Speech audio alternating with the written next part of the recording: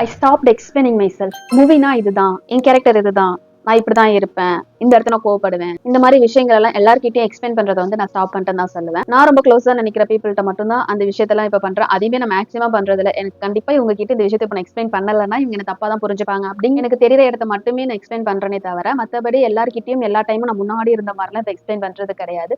Okay, நீ என்னை பத்தி தான் புரிஞ்சு வச்சிருக்கியா, ஃபைன், அப்படியே இருந்துக்கோ, எனக்கு பிரச்சனை இல்லை. அண்ட் உங்க கூட நான் இந்த ரிலேஷன்ஷிப்பை கண்டினியூ பண்ணுமா வேணாம் அப்படிங்கறது வந்து தனியா டிசைட் பண்ணிக்கிறேன் அப்படிங்கிற மைண்ட் செட்டுக்கு வந்து நான் வந்துட்டேன். ஸோ அதான் நான் உங்ககிட்டயும் சொல்றேன், நீங்க எல்லாருக்கிட்டையும் உங்களை பத்தின எல்லா விஷயத்தையும் இப்போ எக்ஸ்பிளைன் பண்ணிக்கிட்டே இருக்கணும் அப்படின்னு அவசியமே இல்லை. உங்களை புரிஞ்சுக்கணும்னு நினைக்கிறவங்க நீங்க ஒண்ணுமே சொல்லலைனாலும் உங்களை கண்டிப்பா புரிஞ்சுப்பாங்க.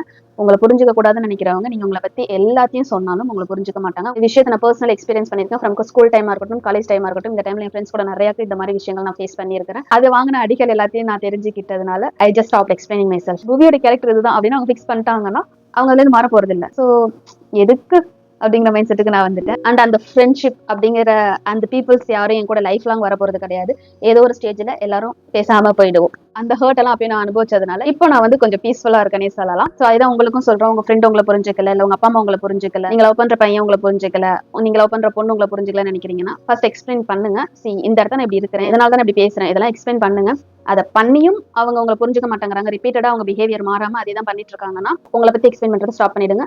Start to keep distance. அது யாரா இருந்தாலும் சரி, அவங்களே ரியலைஸ் பண்ணி வந்தா வரட்டும், வரலன்னா ஹர்ட் ஆகணும் இல்லைன்னா சொல்ல மாட்டேன். இட்ஸ் ஓகே, இதுக்கு மேல என்ன நான் ஹர்ட் பண்ணிக்க விரும்பல அப்படின்னு நீங்க டிசைட் பண்ணிட்டு மூவ் ஆன் ஆக ட்ரை பண்ணுங்க.